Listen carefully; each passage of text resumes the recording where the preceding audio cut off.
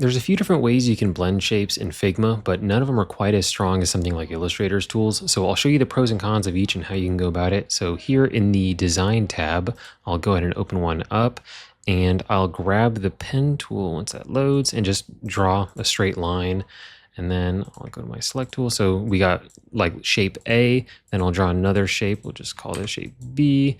And with that one, actually what I'll do is increase the weight so you can really see the morphing from A to B. So with both of these selected, I'll right click, go to plugins and manage plugins. You can see I actually have been using it before, but the first one I'll show you is called Blending Me.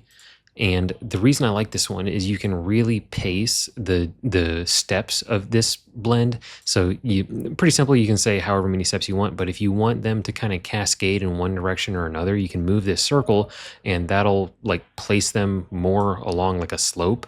So let's say I wanted it normal.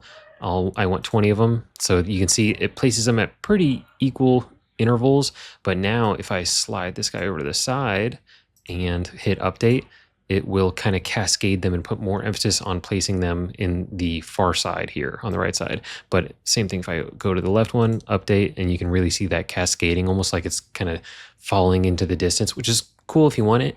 But the problem with Blending Me that I've noticed is a lot of shapes, like if I did something more complicated, like I'll do a little kind of circle-y thing, it doesn't really do well with these kinds of shapes. So let me get rid of the stroke. Made two, and give it a fill. So I have a shape with quite a few points, so all of them curves, and then I'll do the same thing. And worth noting, it can only blend shapes that have the same amount of points and handles, Bezier handles. So you can't like blend a square into a circle or something like that. That you would have to do that in Illustrator, as far as I'm aware. But so we got this shape here, and if I just give it a fill too so you can see the blending, it likely, I'm going to close it and then select shape A, select shape B, and it will probably give me an issue if I click Blending Me again. So I don't need 20, I'll just say 5 and create blend, and see it didn't do anything. I don't know why it's doing that, but it just for whatever reason is unable to do more complicated shapes like that. So I'm going to close Blending Me. And these are grouped. I'm actually going to Control Z a couple times to when they were by themselves. So now I'll select A, select B, right click, and similar to before, go to plugins and manage plugins. You can see I already have it, but manage plugins, and I'm going to search for blend.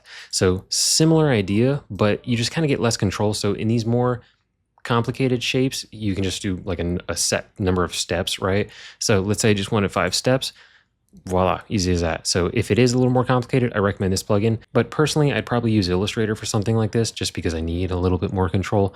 But in the event you don't need to really tweak a lot of variables and you just want A to B, this could be perfect. So hope that helps.